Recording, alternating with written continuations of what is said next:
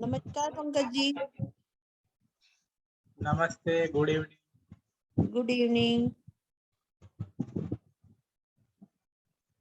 क्या अभी और लोग आए नहीं? हाँ, आएगी। अच्छा अच्छा। राधे राधे सर जी। राधे राधे।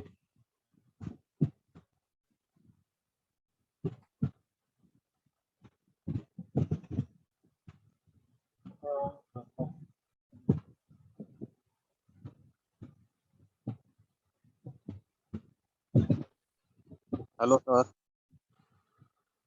हाँ, good evening. Radhe Radhe. Good evening, Radhe Radhe.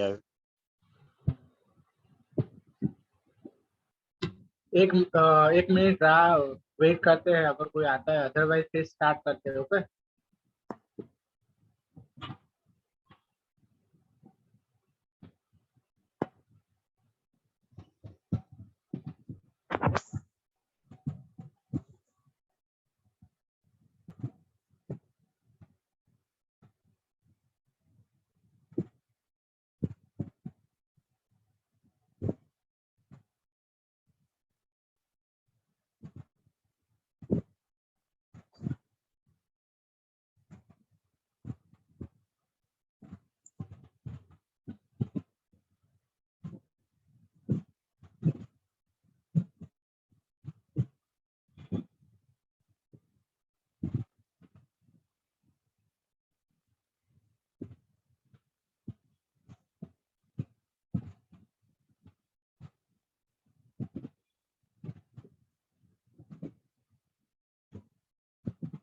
Okay, should start now. Okay, तो स्टार्ट करते हैं। कल तक हमने देखा था जोडियाक 1 से लेकर 8 तक हमने जोडियाक देखे थे। आज बात करते हैं सेजिटेरियस की। सेजिटेरियस, अगर उन्हें कोई जोडियाक बहुत ज्यादा पसंद है, हाँ मतलब मेरा मतलब ये अगर कोई जोडियाक सबसे ज्यादा पसंद है तो वो है ये सेजिटेरियस। ओके, पर इसका मतलब ये नहीं कहना चाहता कि सेजिटेरियस है जोडियाक वो सबसे अच्छा है। 12 का 12 जो जोडियाक है वो अच्छे ही है, बट किसी की कोई ना कोई एक चॉइस होती है ना। इसी तरह ये मेरी एक पसंद है कि सेजिटेरियस के जो ट्रेड्स है, कैरेक्टराइस्टिक है, वो पसंद है, क्योंकि ये लोग काफी जनरस होते हैं, आइडियलिस्टिक होते हैं, फिलोसोफर टाइप होते हैं, और नॉलेज लवर होते हैं। सेंस ऑफ ह्यूमर इनका बहुत ही अच्छा होता है। दूसरा ये कि इनको ऐसे कोई पैसों से ऐसे कुछ लेना देना नहीं होता है इनका। पैसे से कोई खास इनकी मोहब्बत नहीं होती। ऐसा मानते हैं कि बस एक मीडियम है पैसा इनके लिए, और कुछ नहीं है। मतलब इनका कोई ऐसा ड्रीम नहीं होता है कि गाड़ी पैसा हो, बंगला हो, एक सिंपल लाइफ हो। तो इनके लिए सबसे जरूरी है नॉलेज, फिलोसॉफी, एक बहुत ही ऐसे जो जैसे हमारा जैसे अभी कन्वर्सेशन हो रहा है, एक तरह से हम नॉलेज की भी बातें कर रहे हैं, एस्ट्रोलॉजी की नॉलेज की बातें कर रहे हैं। ओके, तो इसीलिए इनका जो मेन जो मोटिव होता है, विजन होता है, मिशन कह दो, गोल कह दो, नॉलेज। बहुत ही ज्ञान पाना है। ये लोग फिर वो नॉलेज से ऐसा नहीं कि वो नॉलेज से पैसा कमाना चाहते हैं। इनको नॉलेज मिल गया, वही इनके लिए सबसे बड़ा जॉय है, वही उनके लिए सबसे बड़ी सक्सेस है। फॉर अदर पीपल कैसा है कि नॉलेज लेते हैं पर वो नॉलेज से उनको पैसा कमाना होता है, या तो वो नॉलेज से उनको इज्जत चाहिए, कुछ ना कुछ वो नॉलेज के बदले में उनको चाहिए। वो नॉलेज मतलब कि नॉलेज के पीछे कुछ कोई ना कोई मोटिव होता है कि वो नॉलेज से मैं पैसा कमाऊँ, एक अच्छी जॉब करूँ, एक अच्छी पोजीशन पे जाऊँ, मुझे रिस्पेक्ट मिले। Good evening sir. Good evening. But in लोगों का क्या है, नॉलेज पाना ही एक वही उसमें आ गया सब कुछ। इन लोगों का ऐसा है कि नॉलेज पा लिया, वही इनके लिए सबसे बड़ी डिग्री है, सबसे बड़ी हैप्पीनेस है, सबसे बड़ा जॉय है। ओके, मतलब कि नॉलेज पाओ उसमें ही जैसे कहते हैं ना, दुनिया की सारी खुशी उसमें आ गई, ऐसे होते हैं ये लोग। ओके, वीकनेस इनकी ये है कि प्रॉमिस जितना वो डिलीवर नहीं कर सकते उससे ज्यादा प्रॉमिस करते हैं। इम्पेशेंस होते हैं, पर एरीज जो एरीज वाले जो होते हैं इम्पेशेंस उतने नहीं होते। Will say anything no matter how undiplomatic, मतलब कि ये डिप्लोमेटिक आंसर नहीं देते, जो भी होंगे वो बोल देंगे। ओके, तो ये डिप्लोमेटिक नहीं है। ऐसा कह सकते हैं कि इनको जो स्पीच है वो थोड़ी रफ होती है। इनको क्या पसंद है, freedom, travel, philosophy, being outdoor. Books पढ़ना नॉलेज वाली, फिलोसॉफी वाली, स्पिरिचुअल बुक्स पढ़ना, स्पिरिचुअलिटी, ये सब काफी पसंद है इनको। इनको क्या पसंद नहीं है, क्लिंगी पीपल, जिसे हम कहते हैं ना चिपकू लोग। बीइंग कंस्ट्रेंट, बीइंग कंस्ट्रेंट मतलब क्या कि एक तरह का जो लोग पर्दा रखते हैं।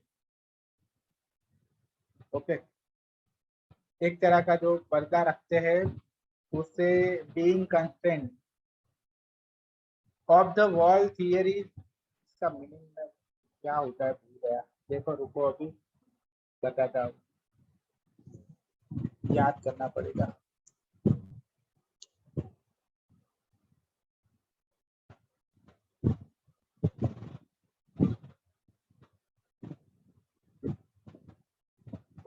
अनकन्वेंशनल होते।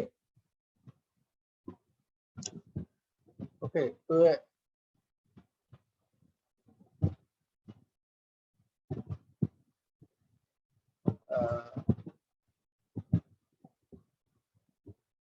सॉरी, मतलब कि कन्वेंशनल पीपल नहीं गमते उनको। डिटेल्स, कोई भी चीज में ज्यादा डिटेल्स में जाना उनको पसंद नहीं है। अभी मतलब डिटेल्स इन द सेंस, यहाँ ऐसा मीनिंग है कि किसी भी चीज का एनालिसिस करना पसंद नहीं है। ओके, क्योंकि ऐसा फिर ऐसा समझेंगे कि जैसे कि मैंने आगे बताया था कि इनको नॉलेज पाना, नॉलेज लेना बहुत ही अच्छा लगता है, तो फिर डिटेल्स भी पसंद ही होगी। लेकिन डिटेल्स इन द सेंस यहाँ मीनिंग ऐसा है कि एनालिसिस करना पसंद नहीं है इनको। ओके, कि ये सही है, ये गलत है, ये सब इनको पसंद नहीं है। क्योंकि ये लोग ऐसे होते हैं कि हर चीज में से कुछ ना कुछ अच्छा निकाल के रहते हैं। तो और एनालिसिस मतलब क्या कि हर चीज में से कुछ ना कुछ बुरा ही निकालना। ओके, तो ये इनको पसंद नहीं है। ओके, ओके, और इसकी जो सारे कैरेक्टरिस्टिक है वो जुपिटर से मिलती है, इसीलिए जुपिटर है ये इसका रूलर है। ओके, तो जुपिटर वाले भी ऐसे ही होते हैं ना, नॉलेज। ओके, और सेजिटेरियस के इनके प्रोफेशन भी ऐसे ही होते हैं, फिलोसॉफी में, स्पिरिचुअलिटी में होते हैं, सेंट होते हैं, टीचर होते हैं, काउंसलर होते हैं, कंसल्टेंट होते हैं। तो कहीं ना कहीं मुझे ये साइन बहुत ही ज्यादा पसंद है और उसके ही प्रोफेशन में मैं हूँ, कंसल्टेंसी में हूँ, एक तरह का काउंसलर भी हूँ, टीचर भी हूँ। ओके, तो देखो कैसा मैच होता है हमारे साथ कि जो भी जोड़ियाक हमें पसंद है वही जोड़ियाक से कहीं ना कहीं तो जब आप अपने 12 के 12 जोड़ियाक को अगर आप जान लोगे, उसके बाद अगर आप खुद इस तरह से देखेंगे कि मुझे कौन सा सबसे ज्यादा जोड़ियाक पसंद आया, कौन सी जोड़ियाक की कैरेक्टरिस्टिक है वो मुझे पसंद आई, तो जो पसंद आती है उसकी रिलेटेड ही जो प्रोफेशन है वो प्रोफेशन आप अगर आप करोगे तो उसमें आपको बहुत ही मजा आएगा। ओके, पर देखो पर अभी क्या प्रॉब्लम क्या हो गया है अभी के जमाने में कि हम प्रोफेशन क्या क्या देख के सिलेक्ट करते हैं कि उसमें हमें पैसा कितना मिलेगा, ये देख के हम प्रोफेशन सिलेक्ट करते हैं। मतलब कि हमारा जो ज्यादा जो वेटेज होता है वो उस चीज पे ज्यादा होता है, तो पैसा कितना मिलेगा, और इसमें ही हम फंस जाते हैं। तो ऐसा नहीं देखना चाहिए, हमारा इंटरेस्ट किस में है, फिर उसमें भले ही उससे हमें थोड़ा कंपेरेटिवली थोड़ा कम पैसा मिले, पर जिसमें हमारा इंटरेस्ट हो उसे हमारे कैरियर के तौर पर चुनना चाहिए उसको। ओके, जैसे कि मेरा ही एग्जांपल है कि मैंने फार्मेसी किया, लेकिन मैं फार्मेसी का कोई काम नहीं करता हूँ, फार्मेसी में मेरी कोई कैरियर नहीं है। ओके, तो मैं फुल टाइम यही करता हूँ, मतलब कि फार्मेसी में मास्टर डिग्री है तो भी मैं वो काम नहीं करता हूँ। ओके, कंपेरेटिव अगर मैं उसमें काम करता तो मुझे एस्ट्रोलॉजी से बहुत ज्यादा पैसे मिलते, बट मैंने वो जान लिया था, मैंने जीवन को समझ लिया कि पैसों से ज्यादा हमारी खुशी है वो मैटर करती है। वो काम करने में मुझे खुशी नहीं मिलती जितना ये काम करने में मुझे मिलती है। ओके, ये काम मैं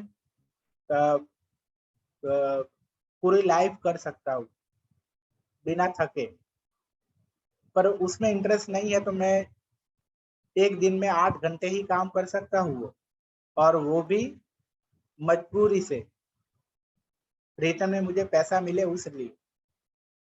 उसलिए नहीं कर रहा हूँ। ओके, तो ये तो हो गई, ये भी एक फिलोसॉफी वाली बात हो गई कि हमें लाइफ में हमारी जो भी हमारा जो काम है, जो भी हम करते हैं उसमें हमारा इंटरेस्ट होना चाहिए। ओके, मजबूरी में या इस तरह से कुछ भी नहीं करना चाहिए। कुछ लोग शादी भी इस तरह से करते हैं कि मम्मी पापा खुश है इसमें तो शादी कर लेते हैं। नहीं, ऐसा नहीं होना चाहिए, आप खुश है कि नहीं वो भी देखना है। अगर इस तरह से डिसीजन लोगे लाइफ में तो बहुत ही पछताओगे। ओके, तो कोई भी डिसीजन इस तरह से मत लेना। ओके, चलो अभी आगे बढ़ते हैं कैप्रिकॉर्न पे। ओके, तो कैप्रिकॉर्न इसकी स्ट्रेंथ है, रिस्पॉन्सिबल होते हैं, डिसिप्लिन वाले होते हैं, उनको बहुत ही अच्छा सेल्फ कंट्रोल होता है, अच्छे मैनेजर होते हैं, सभी चीज को काफी मैनेज करते हैं। जब वर्गों के बारे में जब मैंने डिस्कस किया था तब मैंने कहा था कि अगर सबसे कोई ज्यादा काम करने वाली कोई अगर जोड़ियाक है तो वो कैप्रिकॉर्न है, वर्गो है। ओके, तो ये काफी ही ये वर्कहॉलिक होते हैं, बहुत ही काम करते हैं। ओके, क्योंकि सैटर्न है, सैटर्न इसका रूलर है, और सैटर्न का काम क्या है, हार्ड वर्क। सैटर्न मतलब क्या, हार्ड वर्क। ओके, तो अगर ऐसा कहे कि हम कैरियर ओरिएंटेड अगर कोई जोड़ियाक है सबसे अगर नंबर 1 मैं दूं तो वो कैप्रिकॉर्न है, और दूसरे नंबर पे वर्गो आएगा। कैरियर ओरिएंटेड होते हैं ये लोग।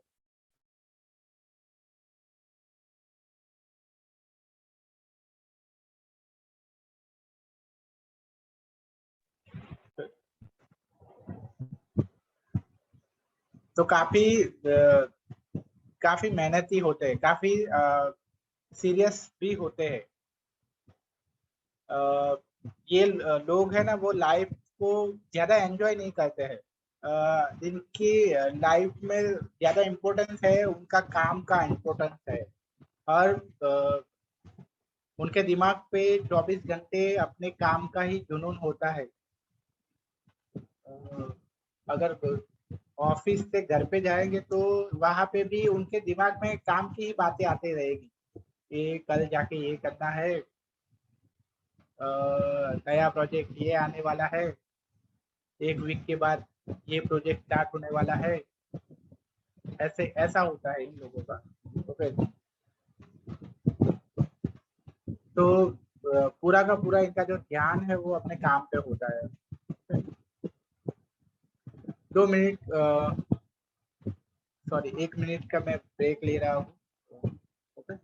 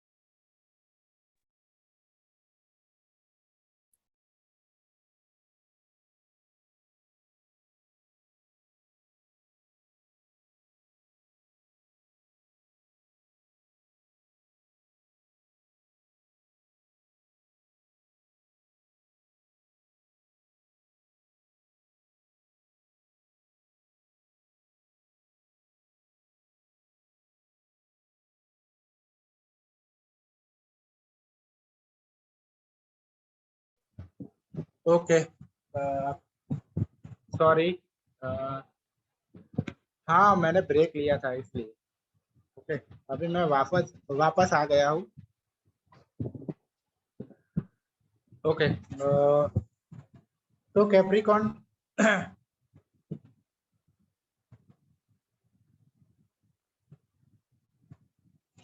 इनकी जो वीकनेस है, नो इट ऑल, मतलब कि ये ऐसा बिहेव करते हैं जैसे कि इनको सब पता हो, ऐसा ये बिहेव करते हैं। अनफॉरगिविंग, जल्दी से किसी को माफ नहीं करते, फॉरगिव नहीं करते। कंडेंसिंग, इसका मतलब ये है कि ये इस तरह से बिहेव करते हैं जैसे ये सबके सुपीरियर हो, ऐसा ये बिहेव करते हैं। ओके, सबसे आगे हो, ऐसा बिहेव करते हैं। एक्सपेक्टिंग द वर्स्ट, मतलब कि थोड़े बहुत ही नेगेटिव होते हैं। हर सिनेरियो में ऐसा देखते हैं कि वर्स्ट सिनेरियो है वही देखते हैं, वो देख के हर उनका प्लानिंग होता है।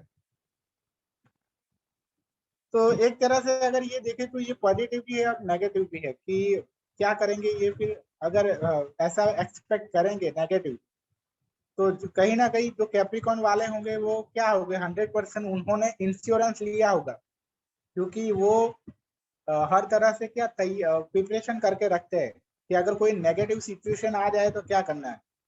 ओके, पर फिर नेगेटिव इसलिए है कि लाइफ में अगर सक्सेसफुल बनना है, ओके, तो क्या करना है हमें, साहस तो करना पड़ेगा। तो इनमें ऐसा कह सकते हैं कि साहस नहीं है। ओके, एक तरह से साहस नहीं है, ऐसा हम कह सकते हैं, वीकनेस है क्योंकि हर सिचुएशन में नेगेटिव अगर सोचते हैं तो कैप्रिकॉर्न आप भूल ही जाओ कि कैप्रिकॉर्न वाले हैं वो अपना खुद का स्टार्टअप कर पाएंगे सब।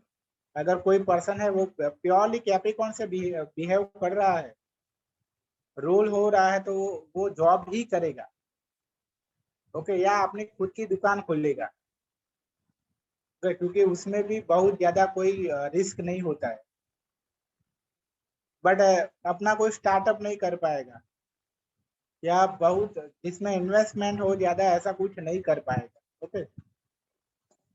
कैप्रिकॉर्न को क्या पसंद है? Family, tradition, music, understated status, quality, craftsmanship, okay. Skillful बनना, ये इनको पसंद है। कैप्रिकॉर्न को क्या पसंद नहीं है? Almost everything at some point. सब कुछ एक पॉइंट पर आ जाए तो उनको पसंद नहीं है, ओके। क्योंकि क्या है, इनको एक ही चीज पसंद है, उसके अलावा हर चीज एक लेवल से बढ़ेगी तो फिर वो उनको पसंद नहीं है। एक ही चीज उनको पसंद है, वो है काम। उसके अलावा जो भी चीज है उसमें लिमिट है, वो एक लिमिट से आगे जाएगी तो वो फिर वहां ना बोल देंगे कि अब नहीं करना है, ओके। इस तरह का है।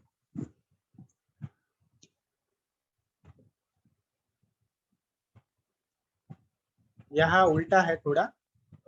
हाँ, एक्वेरियस और स्पाइसिस से स्टार्ट हो रही है ये पीडीएफ, ओके। अभी देख रहे हैं हम एक्वेरियस, 11 नंबर की राशि है। ये भी राशि मुझे बहुत ही पसंद है। अगर सेकंड नंबर में दूं, जो मेरी फेवरेट राशि है, और ताज्जुब की बात यह है कि ये दोनों में से कोई भी राशि मेरी नहीं है तो भी मुझे पसंद है, ओके। और तीसरे नंबर पे जो मेरी राशि है वो मेरी लग्न राशि लियो, वो मुझे काफी पसंद है, ओके। पर जो मेरी फर्स्ट नंबर सेकंड नंबर वाली जो राशि है वो दोनों मेरी कोई भी राशि में नहीं आ रही है। मतलब कि नहीं कि मेरी चंद्र राशि भी नहीं है, मेरी सूर्य राशि भी नहीं है, कि मेरी लग्न राशि भी नहीं है। आप लोगों को मालूम होगा, आप शायद आई होप कि आप लोगों को मालूम होगा कि चंद्र राशि, सूर्य राशि, लग्न राशि, ये सब क्या होता है। हाँ जी पंकज जी, पता है। ओके, हाँ सर, अवेयर ऑफ इट। मतलब मून हमारी जो साइन में होता है वो हमारी मून साइन, सन हमारे जो साइन में होता है वो सन साइन, और हमारे जो फर्स्ट हाउस होता है कुंडली का, उसे हम असेंडेंट बोलते हैं या लग्न राशि बोलते हैं, ओके। चलो, Sir, I am Aquarius. हाँ, I am Aquarius. ओके। पर आपका नाम तो योगेश्वर है, तो हाँ, जोड़िया my Chandra Rashi is Kumbh, and Western it is Sagittarius.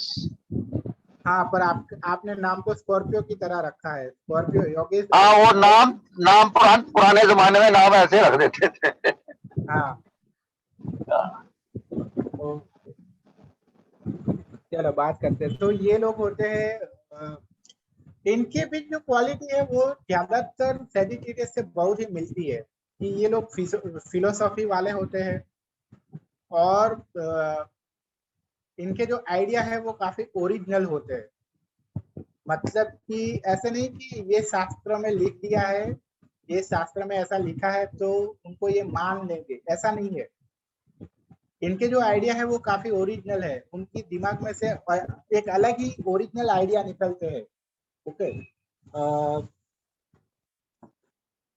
For example कि शास्त्रों में तो ऐसा लिखा है कि पिताजी जो बोले वो हमें करना चाहिए, पिताजी की आज्ञा का पालन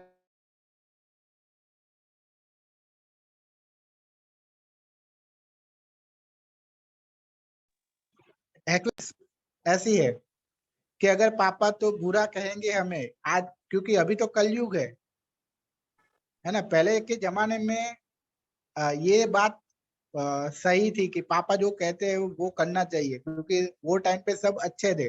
अभी तो पापा, हर पापा बुरे हैं, तो पापा तो बोलेंगे, बुरा काम करने को बोलेंगे, तो क्या वो भी याज्ञा का हम पालन करेंगे?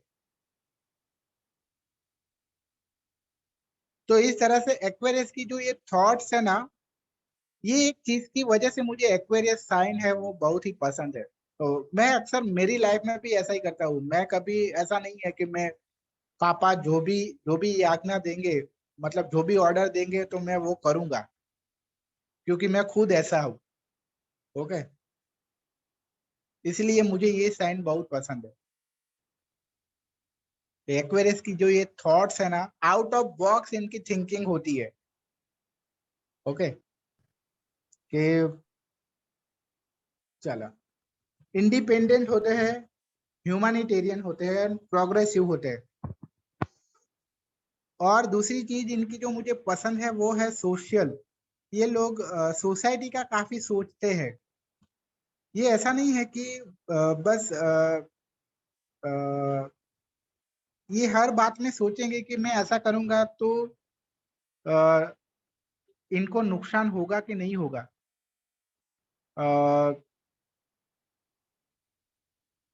जनरली ऐसे लोग होते हैं वो एटमॉस्फेयर की टेंशन लेने वाले होते हैं, कि जनरली ये ऐसा सोचते हैं कि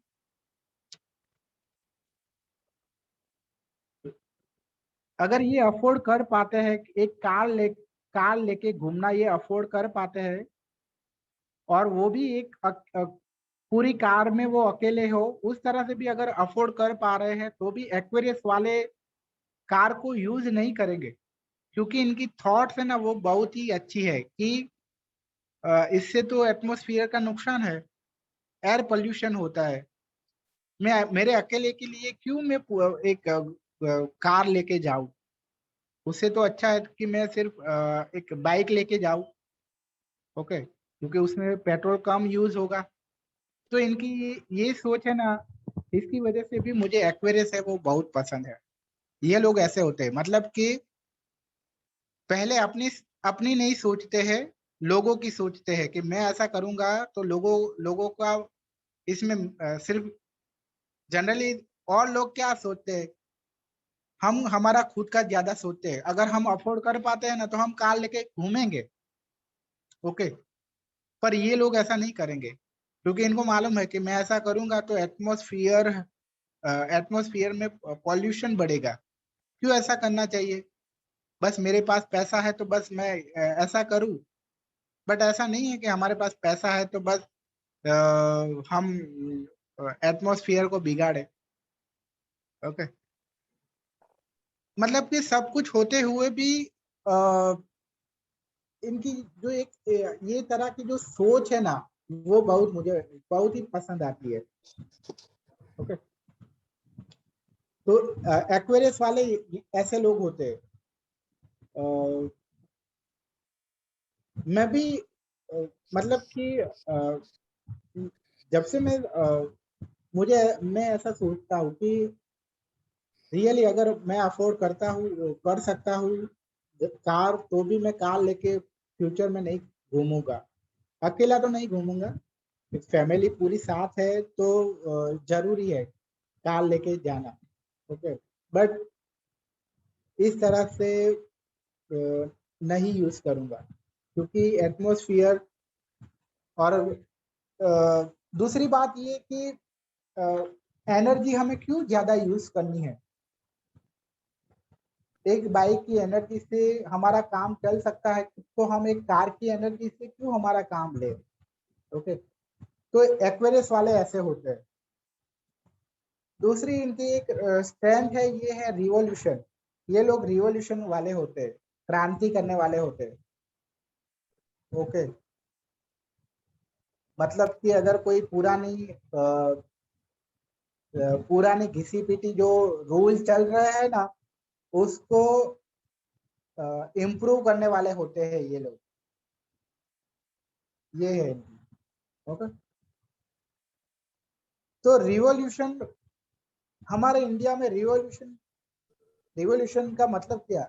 एक एग्जांपल देता हूँ। जैसे कि पहले ऐसा था कि राजा हमारे देश को या हमारे कुछ हमारे एक तरह का एक प्रदेश होता था कि इतना एरिया है, ये राजा का है, ये एरिया ये राजा का है। तो मतलब कि राजाशाही थी। तो रिवॉल्यूशन क्या हुआ अब कि अब गवर्नमेंट आ गई। ओके, तो ये एक रिवॉल्यूशन मतलब ये। तो राजाशाही वो तो बुरी बात थी। राजाशाही में क्या होता था, राजा का बेटा जो हो वही राजा बनता था।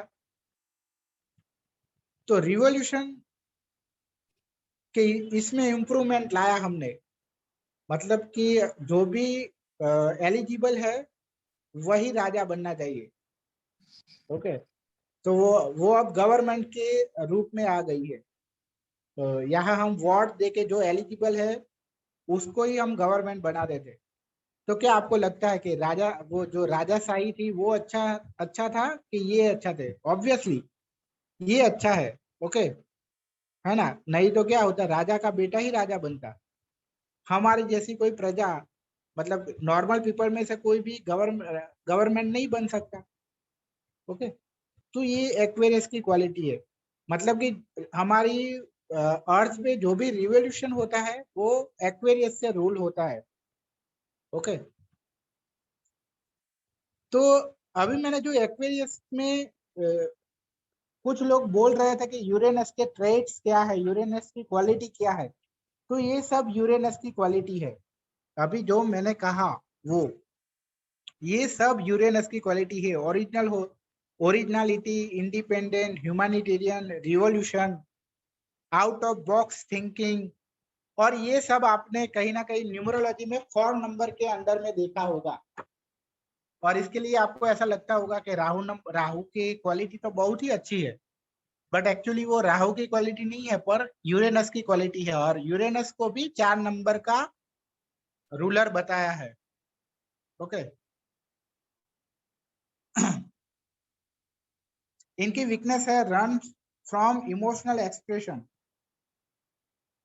मतलब कि इमोशनल एक्सप्रेस ये कर नहीं पाते हैं। अनकॉम्प्रोमाइजिंग होते हैं, अलूफ होते हैं और टेम्परामेंटल होते हैं। पसंद क्या है इनको? Fun with friends, risky business, fighting for causes. जैसे मैंने कहा ना कि इनको एक नोबल कोज के लिए काम करना बहुत ही पसंद है। इंटेलेक्चुअल कन्वर्जेशन, इनको क्या पसंद नहीं है? Limitation, broken promise, being lonely, dull और बोरिंग सिचुएशन। ओके, तो आप आई होप कि आपको समझ में आया होगा कि एक्वेरियस जो यूरेनस प्लैनेट है उसकी क्वालिटी क्या है। ओके,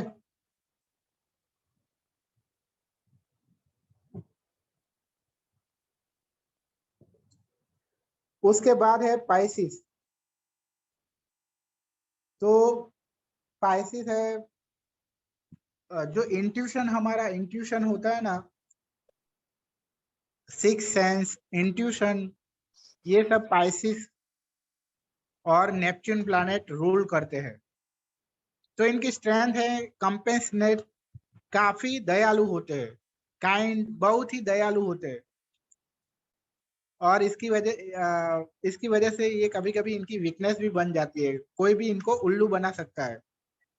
थोड़ा सा भी इनके सामने रो देंगे तो ये आपके लिए कुछ भी करने के लिए रेडी हो जाएंगे। ओके, आप रो देंगे, रो के ऐसा बोलेंगे कि मुझे इतने पैसे देंगे चाहिए, तो उनके पास सिर्फ उतने ही लास्ट पड़े होंगे तो भी दे देंगे। ओके, ऐसे होते हैं। किसी की आंखों में आंसू नहीं देखा जाता इनसे। आर्टिस्टिक, जेंटल, वाइज और म्यूजिकल होते हैं। मैं पाइसिस की अगर ट्रेड्स प्योरली अगर आपको जानना है, पाइसिस और नेपच्यून के ट्रेड्स, तो जो रॉक स्टार में रणबीर कपूर का जो रोल था ना, वही नेपच्यून और ये पाइसिस के कैरेक्टरिस्टिक है। वो मूवी में जो रणबीर कपूर था, वो जैसे कि वो अपने प्यार के बिना जी नहीं पाता था, उसके बहुत ही ड्रीम्स थे। उसी तरह ये पाइसिस वाले और नेपच्यून के बहुत ही ड्रीम्स होते हैं। म्यूजिक में बहुत ही इंटरेस्ट होता है। ओके, बहुत ही काइंड होते हैं, बहुत ही क्रिएटिव होते हैं, आर्टिस्टिक होते हैं, जेंटल होते हैं और बहुत ही भोले होते हैं। ओके, तो ये अगर आपने वो मूवी नहीं देखी और आप बहुत ही क्लोजली अगर फील करना चाहते हैं पाइसिस वाले और नेपच्यून को, तो वो मूवी देखो और रणबीर कपूर का जो रोल है वो देखो। आपको बहुत ही अच्छी तरह से समझ में आ जाएगा कि नेपच्यून की कैरेक्टरिस्टिक क्या है और पाइसिस की कैरेक्टरिस्टिक क्या है। ओके, तो कौन सा मूवी है? Rock star. Okay okay, thank you. बहुत ही अच्छी एक्टिंग की है रणबीर कपूर ने। फिल्म फेयर अवार्ड मिला था उनको बेस्ट एक्टर के लिए वो मूवी में। बहुत ही अच्छी अच्छा मूवी है। अच्छा, ओके। वीकनेस है इनकी फियरफुल, ओवरली ट्रस्टिंग, बहुत ही ज्यादा ट्रस्ट करते हैं दूसरों पे, उदास रहते हैं, रियलिटी से एस्केप करते हैं, रियलिटी से भागते हैं, कभी कभी रियलिटी को एक्सेप्ट नहीं कर पाते। और जनरली ऐसी रियलिटी जिसमें इनको ऐसी रियलिटी इनकी लाइफ में आ जाए कि इनके जो मनपसंद जो पर्सन है वो उनको छोड़ के चले गए हैं या इस दुनिया में नहीं है, तो इनके लिए ये बर्दाश्त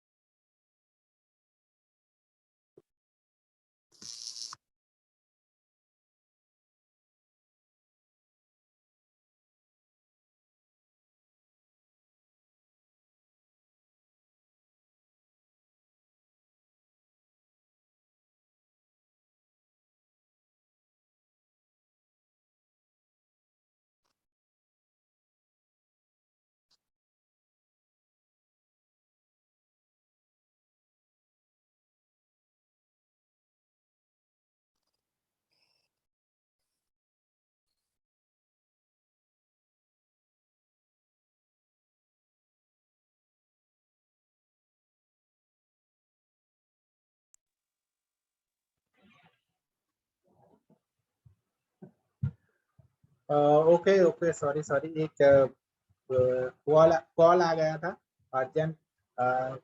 सॉरी, थोड़ा डिस्टरबेंस हुआ आपको। चलो, तो रियलिटी कभी एक्सेप्ट नहीं कर पाते इनका। जनरली इनकी ड्रीम्स ऐसे ही होते हैं कि इनका एक कॉमन ड्रीम्स पाइसिस वालों को 90% लोगों का कॉमन ड्रीम्स ये होता है कि इनकी लाइफ में एक बहुत ही अच्छा सोलमेट हो इनकी लाइफ में। ओके, ये एक अपने पार्टनर के लिए तड़पते हैं, ये ऐसा होता है। और जब ये नहीं होता है ना, तो ऐसा समझ लो कि उन्हें ऐसा फील होता है कि अब जिंदगी कोई काम की ही नहीं है। मतलब कि ये जो सोलमेट वाली जो थियरी है ना, वो इनके लिए इतनी इम्पोर्टेंस है कि फिर और कोई चीज में मन नहीं लगता है। अगर उसमें वो फेल हो जाते हैं तो फिर इनका वो सब चीजों पे बहुत कोई ज्यादा लेना देना नहीं है। अपनी जॉब, कैरियर, ओके, अपने फादर के ड्रीम्स, फैमिली, ये सब चीजों से इनको बहुत ही रिलेशन, ट्रेडिशन, ये सब चीजों से इनको कोई ज्यादा लेना देना नहीं है। इनको तो बस अपना ये जो एक अपना इनको एक अपना सोलमेट चाहिए बस। और ये इनकी 90% लोगों का यही ड्रीम्स होता है पाइसिस वालों को। ओके,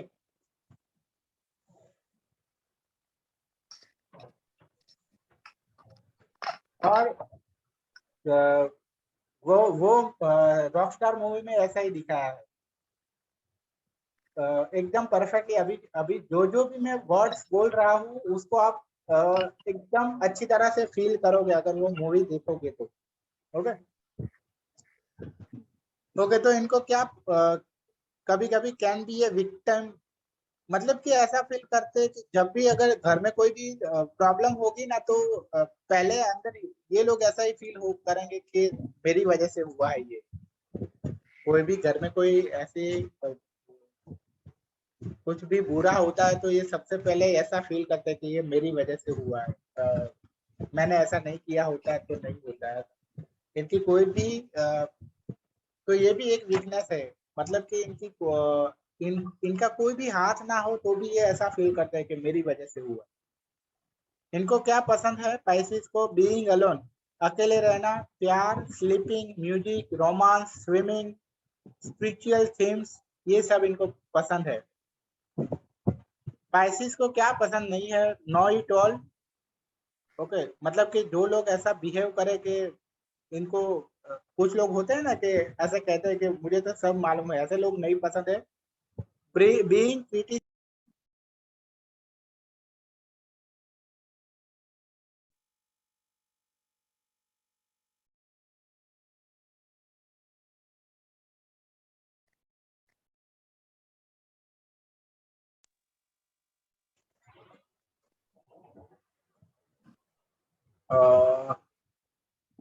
आवाज आ रही है?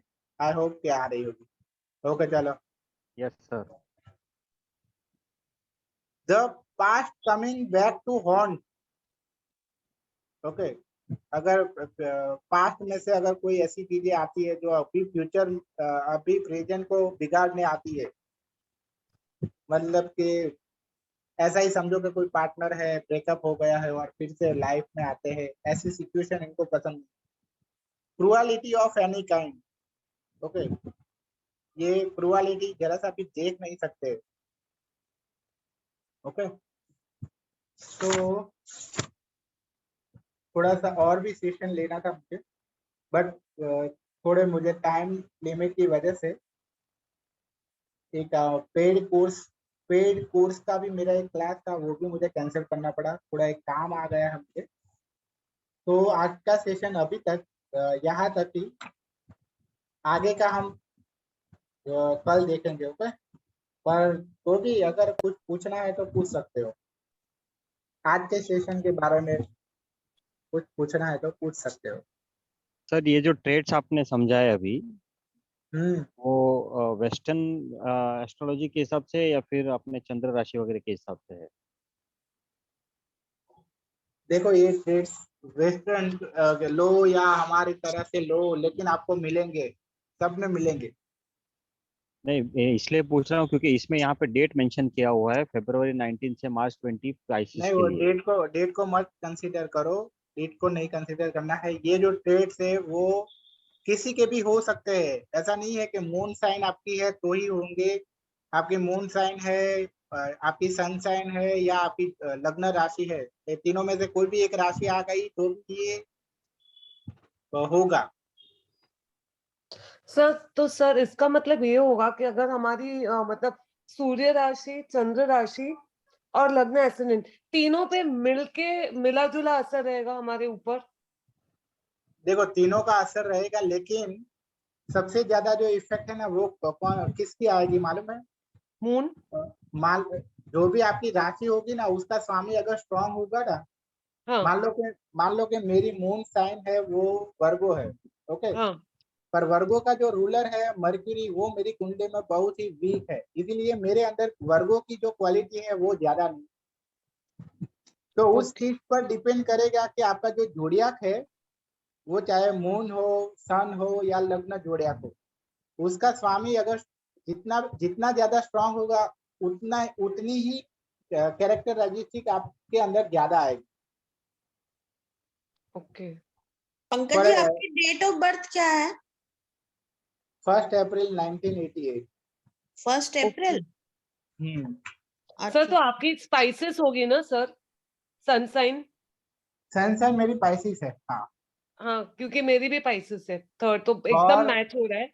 हाँ और 7 नंबर मेरा डेस्टिनी नंबर है, तो नेपच्यून और हाँ असेंडेंट नेपच्यून, मतलब हाँ तो असेंडेंट में मतलब जुपिटर कि है। फिर हाँ 7 नंबर आ गया, फिर तो आपके अंदर नेपच्यून की और पाइसिस की बहुत ही एनर्जी आएगी, क्योंकि टोटल 7 का कनेक्शन जोडियक है, वो पाइसिस है, और प्लैनेट है वो नेपच्यून है।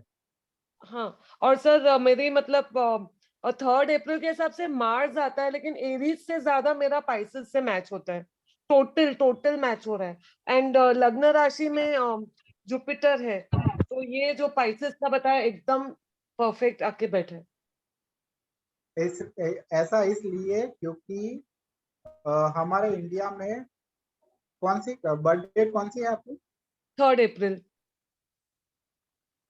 3 अप्रैल में एज पर इंडिया सन है ना, वो आपका पाइसिस में ही होगा। Yes correct sir. Sun sign ये है पाइसेस, हाँ और मून साइन एरीज है, हाँ लेकिन पर एरीज से आप इतना मैच नहीं है।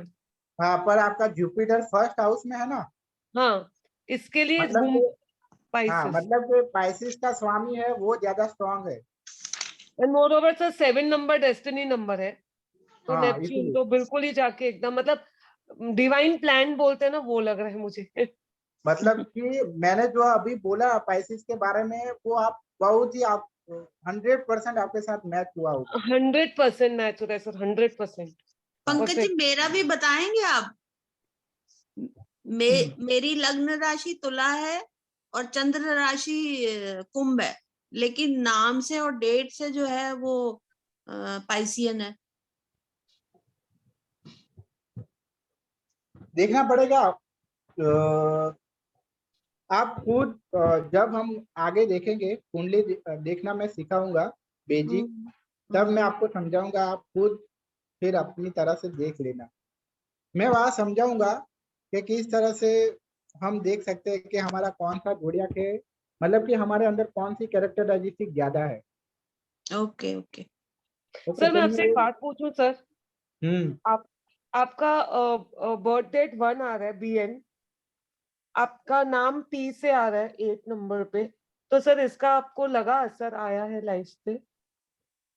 नेम नंबर मेरा 9 पे आता है। अच्छा, तो 1 और 9 कर, लेकिन फर्स्ट अल्फाबेट सर उसने इफेक्ट किया, फर्स्ट P पंकज फर्स्ट जी। फर्स्ट अल्फाबेट पी का 8 होता है ना। हाँ, तो 1 और 8 आपको कभी मतलब लगा के स्ट्रगल दिया है? हाँ मतलब कि एक ही वाइब्रेशन है, बहुत ही है। है। ओके। और वो तो डीओबी में भी आता है ना, 88 है, 88 बॉन्ड है। अच्छा, तो 88 आ गया वहां पे। हम्म। ओके, तो हार्ड वर्किंग है सर। हाँ तो हार्ड वर्किंग हूँ, और हमेशा सच्चाई के साथ में रहती हूँ आप। हाँ ओके सर। पंकज जी मेरा बताइएगा एक बार। मैंने नहीं, कहा तो सही, जब हम कुंडली देखेंगे तो सबसे पहले आपकी कुंडली लेंगे। ठीक है चलो, ओके ठीक है। सर ये मून आप साइन कैसा देखते हैं? क्या? मून साइन कैसा देखते हैं? देखो लग्न लग्न कुंडली में, में, लग्न कुंडली में मून जहाँ बैठा है बस वो हाँ देखना है। वो फर्स्ट में रख लीजिए आप, और उसमें जो राशि है वही राशि आपकी होगी। नहीं, वो तो हाँ, लग्न की राशि तो 5 नंबर की है मेरी। नहीं, चंद्रमा कहीं भी बैठा हो, किसी भी घर में बैठा हो, वहां जो नंबर लिखा हो उसको फर्स्ट हाउस में लिख लो आप, अच्छा, ओके ओके ओके वो ओके, आपकी वैसा है। राशि होगी। Okay okay okay, thank you या देखो अभी हम देखेंगे देखेंगे ट्राई सर मैं ये पूछ रहा ट्राई था करूंगा। कि अप्रैल अप्रैल का होने से आप पाइसेस हो रहे, तो ये फेब 19 से मार्च 20 का जो डेट दिया है, ये कौन सा डेट है? ये वेस्टर्न स्टाइल से है। देखो ये अभी मैं अभी एक वो भेजता हूँ, हमारा इंडियन जोडियाक नंबर है ना, वो भेजता हूँ। उसमें आप देख लेना कि आपकी डीओबी किसके बीच में आती है, वही आपका आपकी सन साइन वही होगी। ओके। वही तो और Pankaj ji, date of birth का ही तो मेरा गड़बड़ है। कोई कह देता 3 है, कोई कह देता 6 है, तो अब डेट ऑफ बर्थ से पता ही नहीं चलेगा कि। यहाँ डेट ऑफ बर्थ से तो भी सन साइन तो सन साइन में इतना डिफरेंस नहीं आएगा। अच्छा, ठीक है। मून साइन आपकी चेंज हो जाएगी अगर DOB करेक्ट ना एग्जैक्ट मालूम नहीं होगी तो। ओके ओके ओके, ठीक है। सर तो क्या हम ये समझ सके कि हमारे पास में इंडियन जोड़क भी है, वेस्टर्न जोड़क भी है, चंद्र राशि भी है, लग्न एसेंडेंट को भी काउंट करना है, क्या इम्पोर्टेंस इतने सारे हो जाते हैं एक साथ में, तो वेस्टर्न जोड़क को कंसिडर करना है या नहीं करना है, ये नहीं इंडियन को करना है, प्रेफर करना है? नहीं करना है हमें। हमारा जन्म इंडिया में हुआ है तो हमें वेस्टर्न जोड़िया को क्यों कंसिडर करना है? तो वही हमारा मैं कहना जन्म चाह रही थी विनोद जी को। मैंने कहा जब इंडिया में रह रहे हो, आप वैदिक पढ़ रहे हो या आप न्यूमरोलॉजी पढ़ रहे हो, तो वो इंडिया के हिसाब से ही लें। भैया जी इसमें डेट नहीं होता तो मैं ये पूछता है। Hello hello. मैंने कहा इसमें ये डेट मेंशन नहीं होता फरवरी 19 से मार्च 20, तो मैं नहीं पूछता। हाँ वो कोई बात नहीं, ये तो पंकज जी ने वैसे ही लगा दिया, अभी पंकज जी भेजेंगे अपन को। हेलो पंकज जी भेज दीजिएगा हमें। थैंक यू आप sir, thank you very much. Vinod ji हाँ सर। देखो, जोड़िया, इंडियन जोड़िया मतलब क्या है कि हमारा सूर्य जो हमारी राशि में, हमारे जन्म के टाइम सूर्य हमारी जो राशि में होता है ना, उसे हम इंडियन जोड़िया बोलते हैं। Yes sir. ओके, अभी हमारे जन्म के टाइम वेस्टर्न में सूर्य कहाँ होगा वो हमें देखना पड़ेगा कि हमारे इंडिया में कहाँ है, वहां देखना पड़ेगा। इंडिया में है वही देखेंगे ना। बराबर है। इंडिया में हमारा सूर्य मान लो कि पाइसिस में है, मेरे जन्म के टाइम सूर्य है वो मेरा पाइसिस में था, लेकिन एज पर वेस्टर्न तो सूर्य है वो एरीज में था। तो मेरी जोड़िया, मेरा जोड़िया तो मेरा सन जोड़िया है वो पाइसिस गिना जाएगा, एरीज नहीं गिना जाएगा। और एरीज की तो मेरे अंदर कोई क्वालिटी ही नहीं है। नहीं पर वही कंफर्म करना था सर कि क्योंकि हाँ, काफी चीजों का क्राइटेरिया हो जाता है तो किसको हाँ, मैच करेंगे इसलिए पूछ रहा और ये बहुत जगह पे न्यूमरोलॉजी में ये गलत सिखाया जाता है कि आपका जोडियाक नंबर है ना, आपको जोडियाक नंबर जो निकाल के देते हैं ना वो एज पर वेस्टर्न एस्ट्रोलॉजी निकाल के देते हैं। अरे भाई हमारा जन्म इंडिया में हुआ है तो as per western astrology जोडियाक number क्यों निकालते हो, है ना? तो न्यूमरोलॉजी में ये गलत सिखाया जाता है। अगर मैं कहीं पे न्यूमरोलॉजी सीखने जाऊंगा तो मेरा जोडियाक पाइसिस है तो पाइसिस का रूलर कौन है? नेपच्यून है, तो नेपच्यून का नंबर कौन है? 7, तो मेरा जोडियाक नंबर 7 हुआ। पर वो लोग क्या कहेंगे? 9। हाँ 9 कहेंगे। वो लोग ऐसा कहेंगे कि आपका जोडियाक तो एरीज है। अरे भाई मेरे अंदर तो 9 नंबर की कोई क्वालिटी ही नहीं है, और आप कहाँ से जोडियाक नंबर मेरा 9 ला के दिया मुझे? ओके, तो ये पंकज जी है। आप बाय प्रोफेशन इस काम को कब से कर रहे हो? मैं ये सीख रहा हूँ, सीखना तो मैंने 10 सालों से किया, पर ये पढ़ा रहा हूँ मैं 2 साल से ही पढ़ा रहा हूँ। अच्छा। बाय प्रोफेशन मैं डॉक्टर हूँ, और मैंने आपका ग्रुप में देखा था तो मैंने कहा चलो मैं भी कोशिश करती हूँ, क्योंकि मैं 2-3 महीने से ट्राई कर रही हूँ। मैंने न्यूमरोलॉजी सीखी, फिर मैं अब एस्ट्रोलॉजी में घुस गई हूँ, तो मेरा भी थोड़ा सा इंटरेस्ट आने लगा है।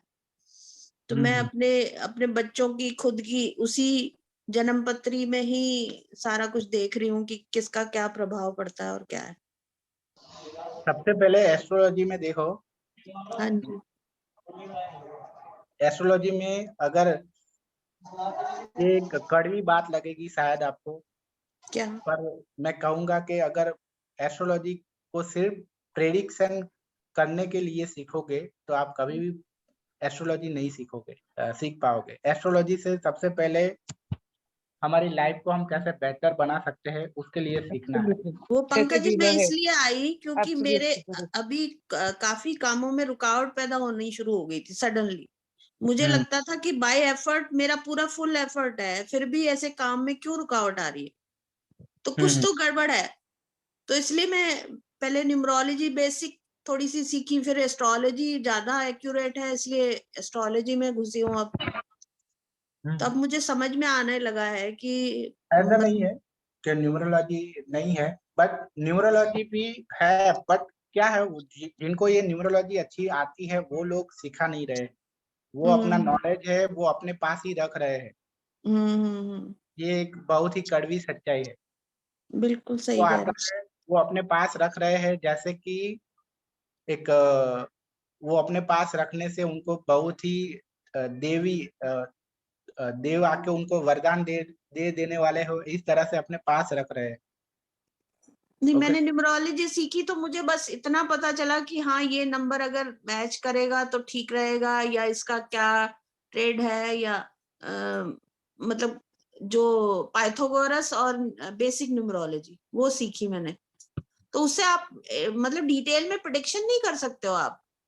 नहीं कर सकते हैं, लेकिन यही बोल रहा हूँ कि वो जो मतलब प्रेडिक्शन वाली डिटेल वाली जो न्यूमरोलॉजी है वो कोई सिखा नहीं रहा है। सिखा नहीं रहा। हाँ ये भी हो जिनको सकता है। आती है जिनको आती है वो कितनी प्राइस लेते हैं, 50,000 लेते हैं, और 50,000 में कौन सीखेगा। ओके। सर यहाँ मैं एक फीडबैक देना चाहूंगा। हम्म। पंकज सर के बारे में मैं ये बताऊं, आप जो भी बैठे हैं यहाँ पे, मैं सर का स्टूडेंट हूँ। हाँ यहाँ पे हाँ। सर के पास में न्यूमरोलॉजी और एस्ट्रोलॉजी की इतनी अच्छी जानकारी है, इतना अच्छा नॉलेज है, वो हाँ जो हाँ, मिक्स करके आपको जो समझा सकते हैं कोई नहीं समझा सकता। इसीलिए तो नेपच्यून ज्वाइन और किया है यूरेनस इनको। को लोग कोई समझाते नहीं है, नेपच्यून और यूरेनस के बारे में कोई लोग बताते भी नहीं है न्यूमरोलॉजी। सही है ये तो। ये काफी राहु और केतु के ऊपर स्ट्रेस करते हैं, लेकिन उसको किस तरह से इसे मिक्स करना है, किस तरह से इसे लिंक करना है, ये पंकज सर के पास मैंने सीखा है।